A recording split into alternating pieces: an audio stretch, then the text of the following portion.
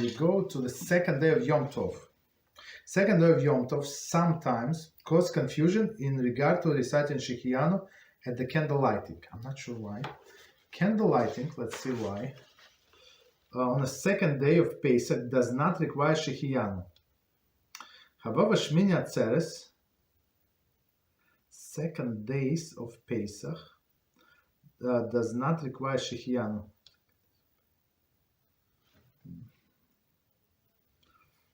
We have to see what does he mean. I think, even though it says second days, but I think what he meant to say the last days. So we're not allowed to work on the first 2 days and last 2 days, right? And then it comes between then Chol Moed. It's like intermediate days, right? That semi-holy days. So on the last 2 days, that's when we don't say Shehecheyanu, right? But on the first 2 days, for sure we say. Okay. However, Shmini Atzeres is considered a Yom Tov of its own. Therefore, it does require Shehecheyanu. Outside of Eretz Israel, Shehecheyanu is recited on the night of Simchas Torah as well. The only time Shehecheyanu is not recited at the candle lighting on 7th and 8th nights of Pesach. That's, I mean, I'm not sure why they said that, but it's a little confusing, like to be in the beginning. Okay, so let's see. So on Pesach, like Pesach is Sukkot is 7 days, and 8th day is Shmini Atzeres. Shmini Atzeres is 8th day.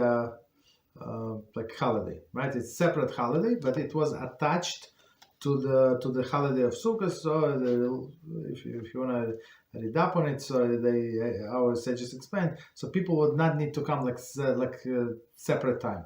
So this holiday was attached to another holiday. So, but it's not the last day of the holiday, Shmini Atzeres.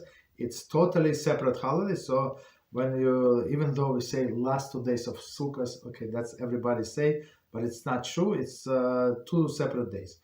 So on these 2 separate days, so one in Eretz Israel, of course, it's only 1 day, which is called Shmini Atzeres because it's number 8, of course. But in diaspora, this first day we call Shmini Atzeres, and second day we call Simchas Torah. Right, when we conclude the reading of the Torah, we dance with the Torah. All of these beautiful things. Okay, so of course on both of these days we say the blessing.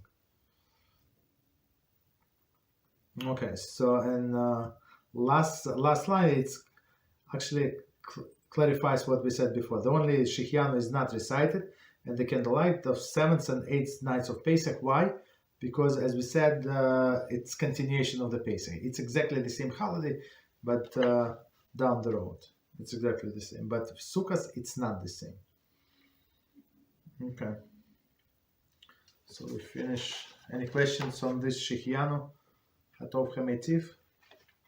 So please find in your Sidurim, so you know exactly what is it. So in my Siddur, it's I mean in most of the Sidurim, it's after the Shacharis prayer. Then goes Berachos Hamazon, over the blessing for waiting for a circumcision, and then comes like a blessing over that we say after the food, and blessing after different mitzvahs, right? So that's usually the place. Or in most of the Sidurim, that's the order.